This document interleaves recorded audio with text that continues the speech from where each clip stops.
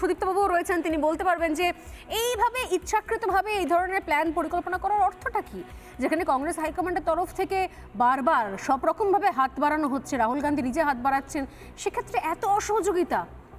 মানলাম কি এক্ষেত্রে আপনাদের রাজ্যের বিরোধী দল বিজেপি কিছু রাস্তা নামছে, কংগ্রেস তো আপনাদের জোট সঙ্গী, সেখানে এত অসহযোগিতা, এত অসহনীয়তা কেন, এত অসহিষ্ণুতা কেন? কেন সুদীপ্তবাবু? এটা আপনাদের ধারণা।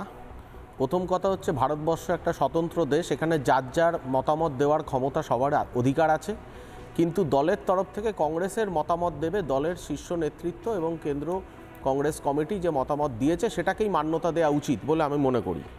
আমার কথা হচ্ছে, দেখুন, এটা তো ঘটনা যে আজকে বারবার কংগ্রেস, বেঙ্গলে কংগ্রেস কিন্তু সিপিএমের হাতে, সিপিএমের বিবেচনায় চলে কংগ্রেস কিন্তু ধাক্কা খেয়েছে। আমরা কিন্তু একদম প্রথমে যদি যাই, মমতা বন্দ্যোপাধ্যায় এই তৃণমূল কংগ্রেসটা তৈরি হলো কি করে? একটা সিপিএমের একটা বড় অংশ একটা কংগ্রেসের সাথে বড় অংশকে তলায় তলায় আঁকাতে মমতা বন্দ্যোপাধ্যায়কে রুখে দেওয়ার চেষ্টা হয়েছিল সিপিএমের বিরোধিতায়। সেইখান দিয়ে মমতা বন্দ্যোপাধ্যায়ের প্রতিবাদ করে মমতা বন্দ্যোপাধ্যায়কে আলাদা একটা দল তৈরি করে কংগ্রেসের যারা সিপিএম বিরোধী মনোভাবপূর্ণ ব্যক্তি তাদেরকে নিয়ে আজ তৃণমূল কংগ্রেসের তৈরি হলো এবং এই পার্টি তৃণমূল কংগ্রেস সরকারে এলো। আজকে তো এইটা তো আজকে যদি কংগ্রেসের এই সিপিএমের সাথে হাত ধরাধরি প্রথম থেকে আকাতটা না থাকতো, বিশেষ করে প্রদেশ কংগ্রেস অফিসের, তাহলে তো আজকে কংগ্রেস এখানে সরকারে আসতো। আপনি বলতে পারছেন যে হাত ধরাধরি কংগ্রেসের সঙ্গে বামেদের হাত ধরাধরির জন্য তৃণমূলের এত রাগ বা অভিমান?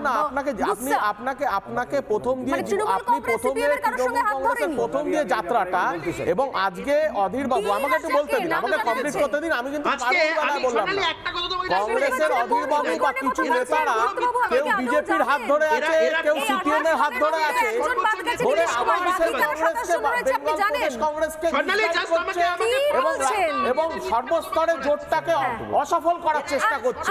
এই বিষয়ে আমার কোনো সন্দেহ নেই। আমি আসছি, কৌস্তব আসছি, অশোকবাবু একটা খুব সুচিন্তিত ব্যক্তি সেখানে বলেছিল যে কংগ্রেসকে আমরা দুটো আসন ছাড়বো, মালদা আর বহরমপুর। আজকে যেটা করা উচিত সেই সিদ্ধান্ত আমার নাম অশোক। এরা কত বড় মিথ্যাবাদী!